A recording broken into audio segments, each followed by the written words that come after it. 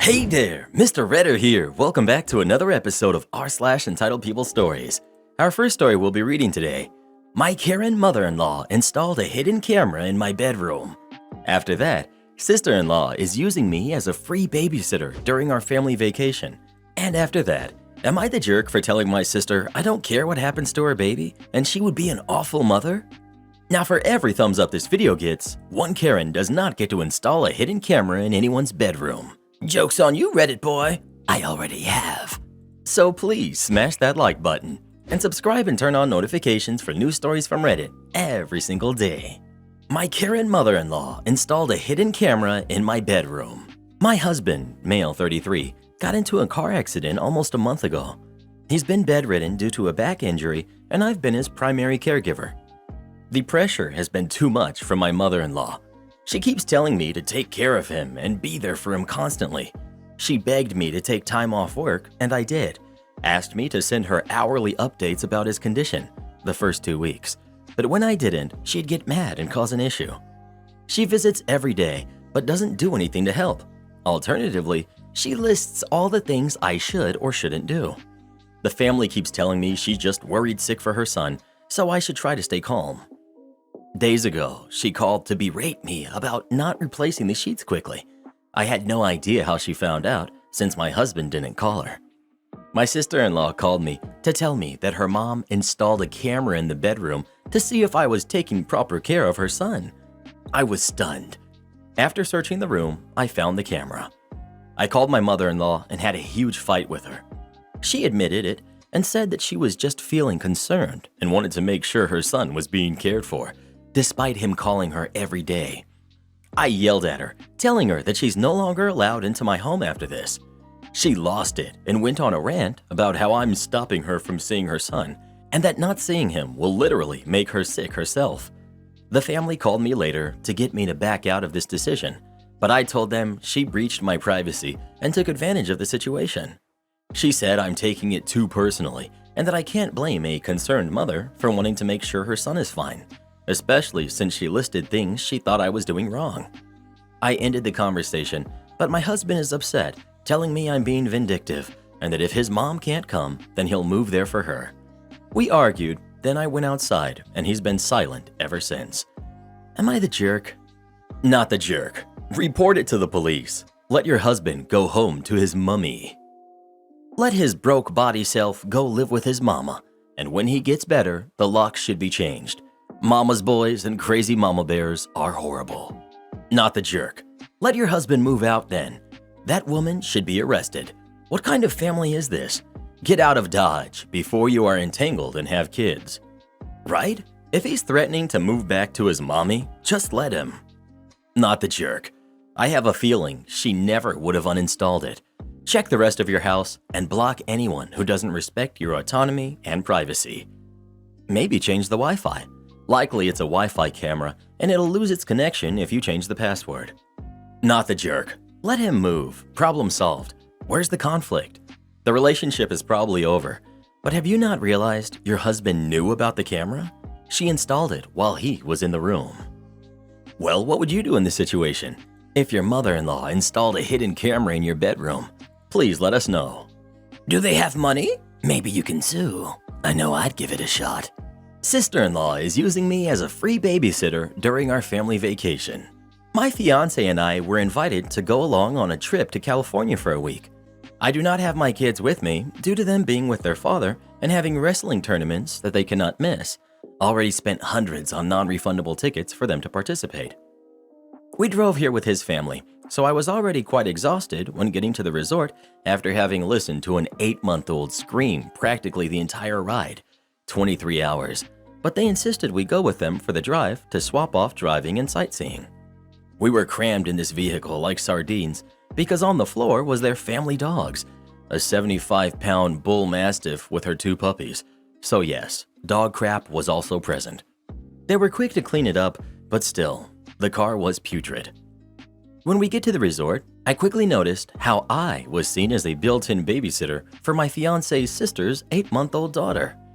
Every time my future sister-in-law and her husband wanted to take a shower or swim or eat, or even if they just didn't feel like holding her, The kid was thrown in my lap, basically, every single time. There are 5 other adults here, but they claimed that the kid only wanted me. I can't exactly argue it, because at this point, I had held the baby so much that she did put her arms out for me quite often, even in passing in the hallway. But it hit a point where I was getting tired. I was in the pool yesterday, and my future sister-in-law gets in and within 5 minutes passes the baby off to me. I hand her back maybe 10 minutes later, claiming I needed to use the restroom and stay indoors. Maybe 15 minutes later, they come inside and pass the baby off to me again, saying they need to go shower and ask me to bring the baby into them in 10 minutes. After I pass the baby off to them, I lock myself in the room and I've barely left since. My fiance comes in here a bit ago and tells me we are all going out to eat, and I told him I didn't feel like going and becoming a high chair to the baby while her parents ate. As it is, I've already held this kid more than enough and had several drinks spilled on me because of her octopus arms. He said I can't just sit up here to avoid holding the baby and that I'm wasting the trip, all because I won't say no. Half the time they don't ask though. The baby is practically tossed to me. Am I the jerk? Not gonna lie, I would have flown home already. Not the jerk. I was thinking the same thing. My kids would have a sudden need for me and I would fly home. She's in a no-win situation. If she says no, she will be the jerk in family lore forever. Her only hope would be for the fiancé to call his sister out hard and shame her into knocking it off.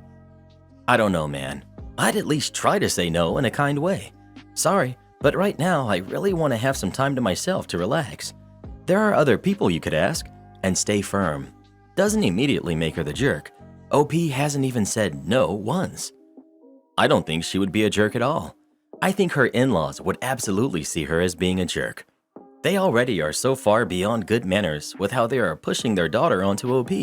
They will surely get immediately offended as if OP is rejecting their sweet angel baby who loves OP so much. I'm sorry that bothers you, OP. OP is not the jerk, but she is being a jerk to herself by not growing a backbone. She would rather ruin her entire trip than set boundaries. That's on her. I'm busy swimming right now, but thanks. Maybe you should ask them if they can watch the baby while you go shower. I'm busy eating. I'm not interested in holding the baby at this moment. If I'd like to hold the baby, I will let you know. No thank you, I'm good right now. I love the baby, but I'm all babied out right now. Maybe some other time. Stop accommodating it. You're just as much at fault for not declining as they are. They've set the precedent that you are happy to hold the baby all the time because every time they pass the baby off to you, you accept it. Well, who do you think is the jerk? OP or her in-laws? Please let us know. You have to be firm when dealing with entitled parents. If you're not, they'll use you for whatever you're worth to them. Am I the jerk for telling my sister I don't care what happens to her baby, and she would be an awful mother? The title sounds literally awful, and I feel awful. I'm 17, female, and my sister, Veronica, who's 19, accidentally got pregnant. I think having a little niece or a nephew would be nice, but whatever Veronica wants to do is fine by me. She decided to keep it, and my parents are beyond ecstatic. Veronica and I aren't close. She was barely home growing up, and my parents both left for work at 6 a.m. and got back just in time for dinner. I basically raised my little siblings, who are 11, 14, and 13. Me and my little siblings are really close and spend most of our time together, but Veronica always relied on friends.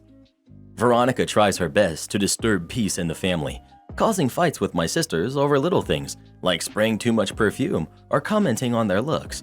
But whenever we fight with her, she threatens to not have her kid, as if we are going to drop to our knees and beg her not to. My parents protect her in every fight, and they think she can do no wrong because she is blessing them with their first grandbaby. Over the past few weeks, I've been working hard to buy a gift for my little sister. Just an expensive perfume she wants, which was about $110. Expensive, I know, but she was really wanting it. Not even 2 days into her having it, her and Veronica got into a fight over God knows what.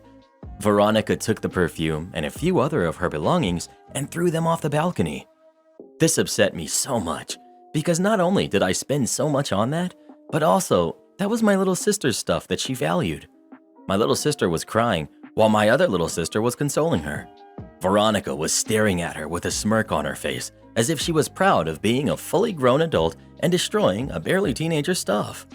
I went absolutely crazy on Veronica, essentially telling her to go forget herself.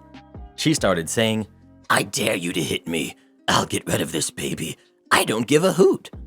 I was confused, as this had nothing to do with her kid, and I said, "I don't care what happens to that thing.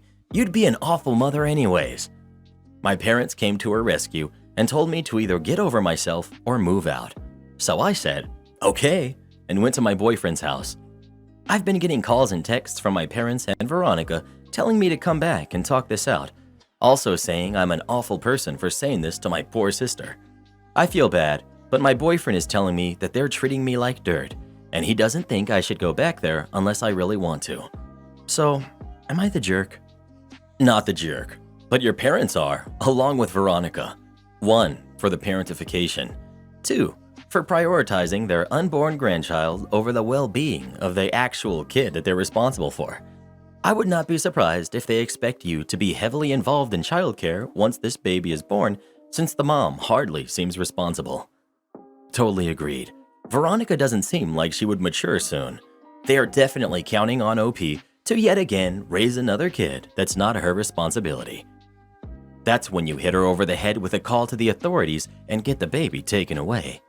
ETA, not the jerk since I forgot.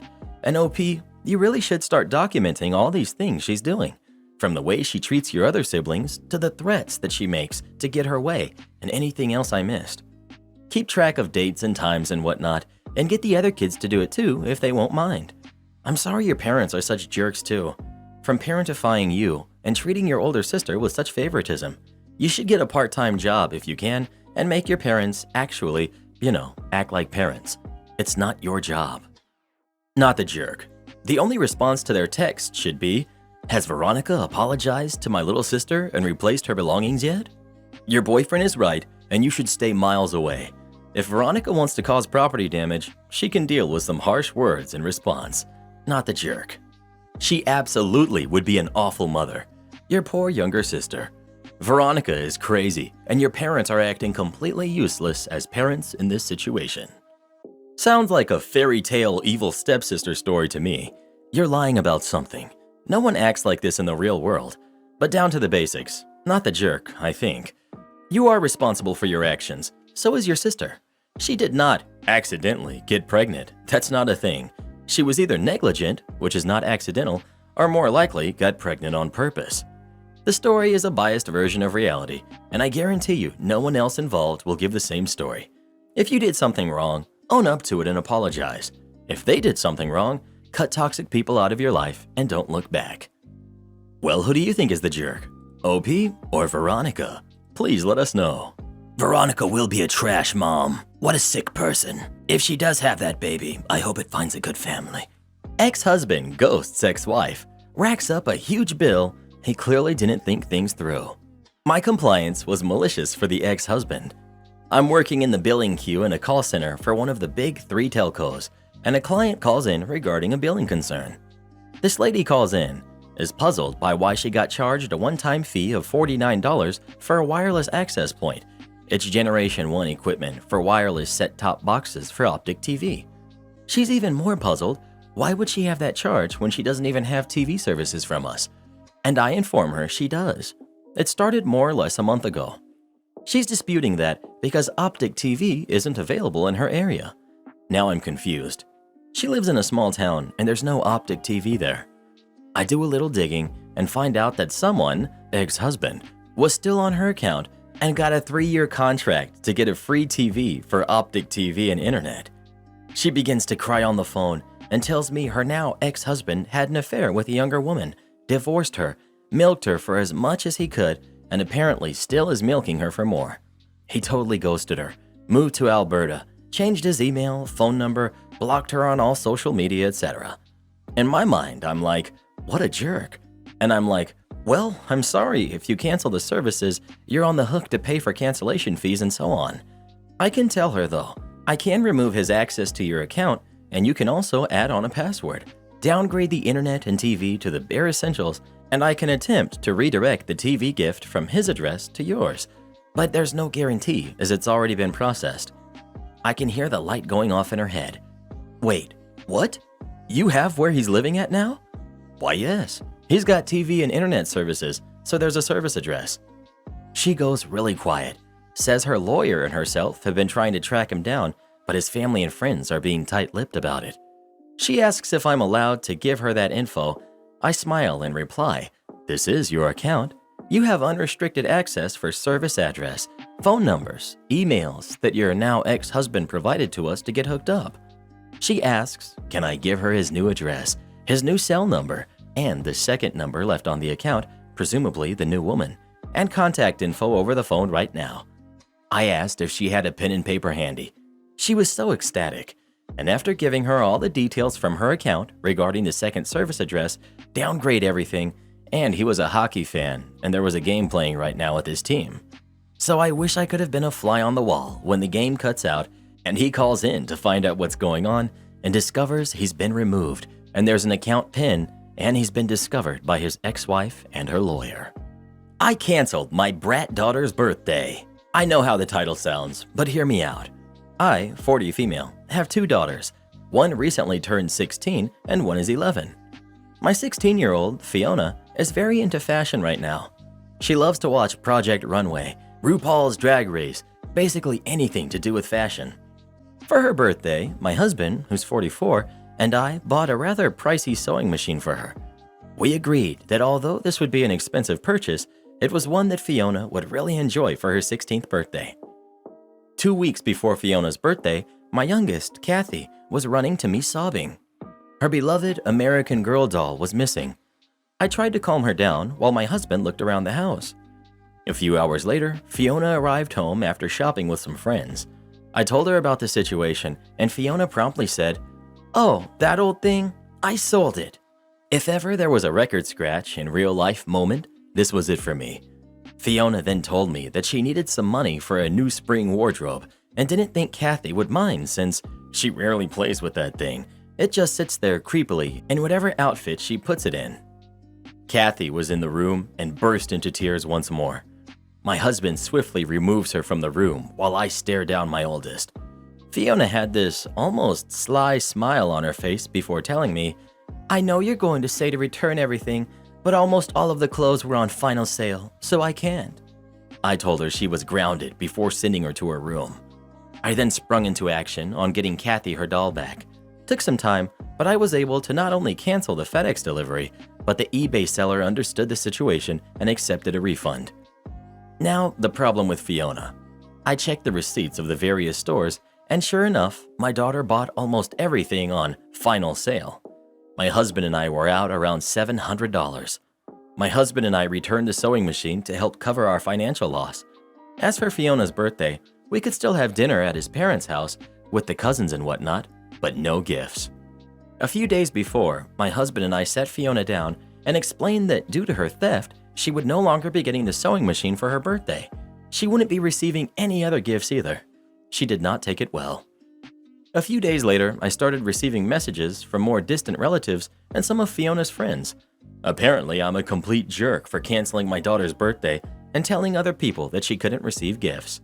Fiona posted this story all over social media. I know that my daughter is hurting, but these are the consequences of her actions. Still, part of me wonders whether or not I went too far by barring everyone from giving her gifts. Am I the jerk? Not the jerk. But why are you not more concerned about this behavior aside from the money? Either this is out of character for Fiona, in which case you need to worry about what changed, or this is in character for Fiona, and you need to worry about having raised a terribly, almost absurdly entitled teen. OP. This is very out of character for her. I was worried that my husband and I went too far in the punishment, which is why I wanted a third-party opinion. With respect, I suggest you revisit the out-of-character assumption after you have talked to your other daughter.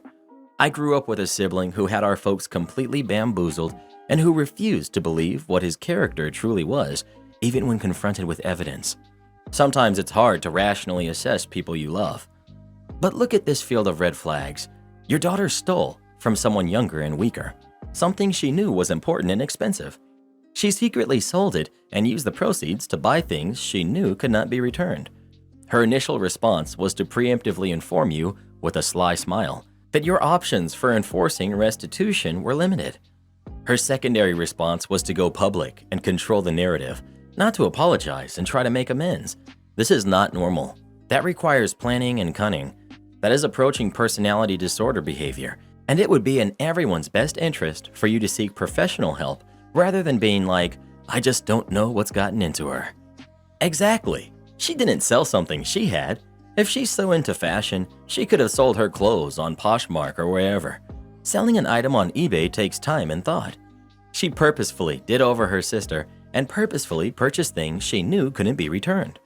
Also, I would argue her new spring wardrobe is her birthday present. You did give her something since you aren't forcing her to pay the $700 back.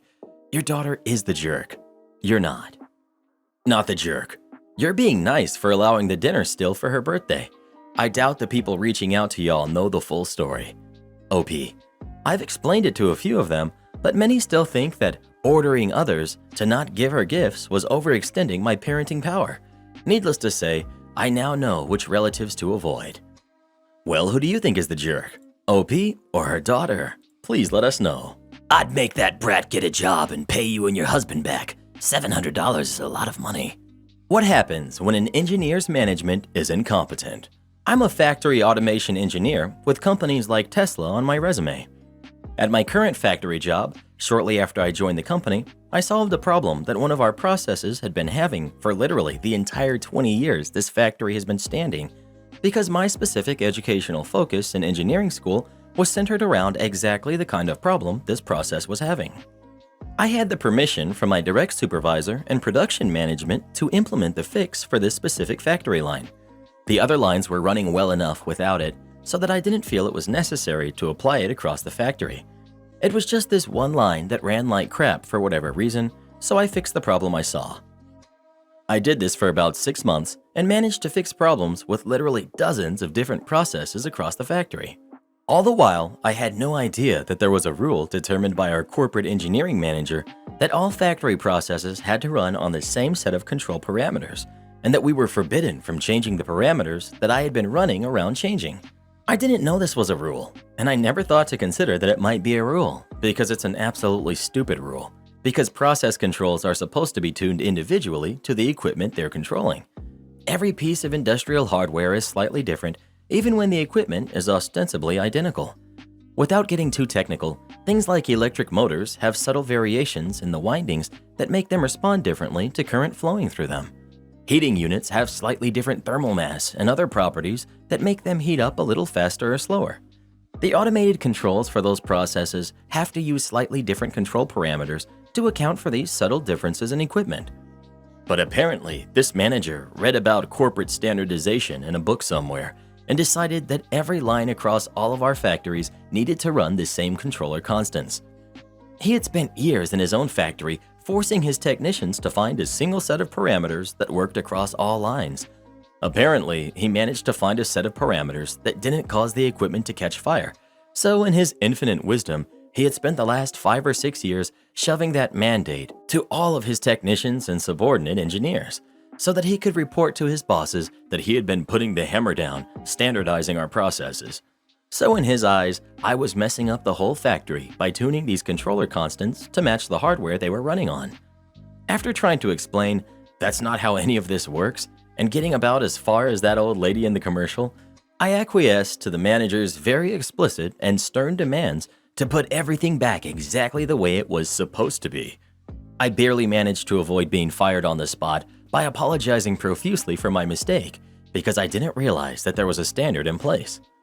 So when scrap and quality rejects at our factory doubled in a single week, and we lost about 70 hours of uptime because of jammed up processes at a cost of about $10,000 an hour and lost productivity, there was suddenly a big meeting demanded by corporate to come yell at us for costing the company about $2 million in 1 week because of all the increased scrap and downtime. At that meeting, I explained exactly the changes that I had been making to the processes over the course of the previous 6 months. I had charts from our historian for every single process before I made my original changes, after I made the changes, and after I was compelled under the threat of losing my job to revert all the changes I made back to the original parameters. I got the opportunity to explain to that engineering manager's boss that homogenizing code and standardizing processes is a good idea on the whole, but that there are specific equipment parameters that need to be tuned individually for each process they're running on, and that those parameters often need to be retuned if something about the process changes in a way that affects the performance of that process, such as changes in materials or natural wear and tear on components.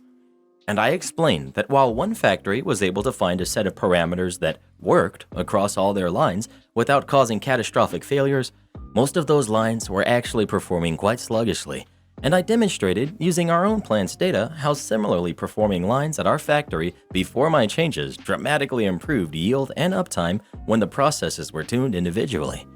The corporate engineering manager got fired, and I got 40% of my annual salary as a bonus this year, along with everyone at my plant getting maxed out bonuses because of how well the plant performed this year. District manager wanted us to treat customers like our best friend. Okay. Retail time. Those were the days. I worked in the number 3 office supply chain in the country. Small flex, as there were only 3 office supply chains at the time. Well, I had one of those district managers that went to district manager school and did all the district manager things. You know, sending emails with random words in bold, different fonts, colors.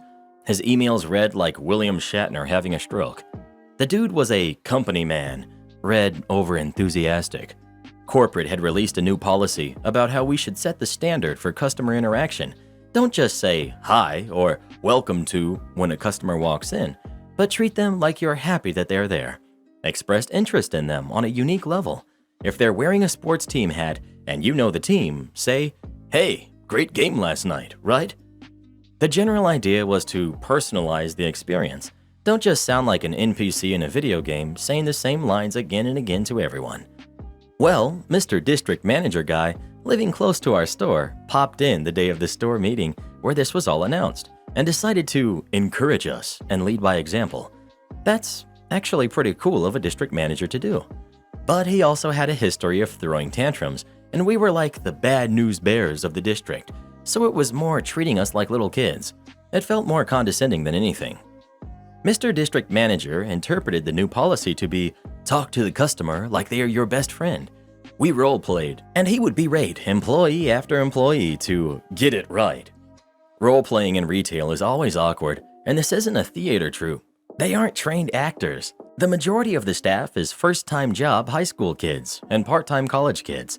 I was the latter. Our performances were not Hollywood. He wanted Hollywood. And me? I'm a sarcastic clown who loves having a little fun, the kind of guy that practices making ridiculous faces in the mirror so I can try them out on unsuspecting friends later. I love an audience. Don't give me an excuse to be ridiculous. So the store opens at 8 a.m. Customers start coming in, and Mr. District Manager is still there, watching our performance and rating us, but not being as loudly snide in front of the customers. Finally, it's my turn, and he's, once again, repeating out loud, "Remember, you need to treat the customer like you would treat your best friend walking into your house." I recognized the customer who walked in, an old guy in his 60s we gave the nickname of Reno, and I know he heard every word Mr. District Manager said. Reno is one of our favorite customers. You're about to understand why. Reno walks right up to me. I say, "Hey dude, what's up?" Reno says, "You know man, same crap different day, right?" I say, "Tell me about it. My district manager has been a real pain in the butt lately with some dumb new idea that's probably going to blow up in his face." Reno laughs. "Sounds about right. Hey, I need to get some folders for a presentation for the condo association. Know where those are?" I say, "Back of the store. Find them yourself, dude. I'm not your servant." Reno says, "Fair enough. Think your manager buddy has figured out how stupid this is yet?" I say, "I don't know, man. He's not that bright." Reno laughs, loud as he is prone to, and takes a step to my district manager, gives him a big slap on the arm, the kind that ends with his hand gripping the arm high up by the shoulder, stares him in the eyes, and gives his shoulder a small shake. "I think he'll figure it out. He doesn't want to make the store's best customer angry," and Reno walks off. Mr. District Manager is beet red angry. If he were a cartoon, there would be steam. He breathes and practically hisses through clenched teeth, asking, "Just what the heck was I trying to pull?" I try my best, Joey from Friends. "What? You said treat him like my best friend, and Reno practically lives here. I got written up again that day. Hashtag worth it. So many times I should have been fired from that job. Also, this was like 2004, so obviously I didn't get the word-for-word banter perfectly memorized, but that's the kind of guy Reno was, and that's the kind of employee I was, and that's the setup we were given. Am I the jerk for calling my fiancé entitled over a wedding planning dispute? I just got engaged to Anna, and we are in the very early stages of wedding planning. We can afford to pay for it ourselves, but it will be a small DIY wedding. I knew that my parents were going to offer to pay because I'm the last to get married, and they paid for both of my siblings. Anna and I have talked about my parents' money before and mutually decided that when they offer to buy us a house, not trying to be an entitled jerk, but they bought both of my siblings a house, we are going to decline because it comes with strings attached. My mom drops by whenever she wants. My mom makes executive parenting decisions for my sister and sister-in-law, and Anna and I don't want that. We had dinner with my parents recently, and my dad offered us $70,000 for the wedding. I saw Anna's eyes light up. I asked what the strings would be, and my dad said we would have to let my mom help plan, invite a certain number of their friends, make sure the food included things they liked, and if he was spending that sort of money, it wasn't just for us. His wife better be happy. I told Anna it was her call. Anna got upset and said no to the conditions, which I was fine with. Anna then said my parents are selfish, which, okay, fair enough. Then she started to beg for the $70,000 without the strings. My dad said that was out of the question. She kept it up, so I changed the subject. The next morning, she told me she was going to call my mom and try to convince her to drop the conditions. I told her that she was being entitled and they have the right to give conditions. I wouldn't personally do it, but I think it's their right. I told her that if she called my mom, it would embarrass me because of the entitledness. She now thinks I'm on their side, and she's deeply hurt that I used the word entitled because she prides herself on being a hard worker. Huge shout out to our newest official channel members, Boop Boop and Candy. Thank you so much for supporting the channel. It really means the world to Reddit Boy and I. Support our channel by joining as a member today, and we'll give you a shout out in our next video. Or come watch this video next. You won't believe what Karen does in that one.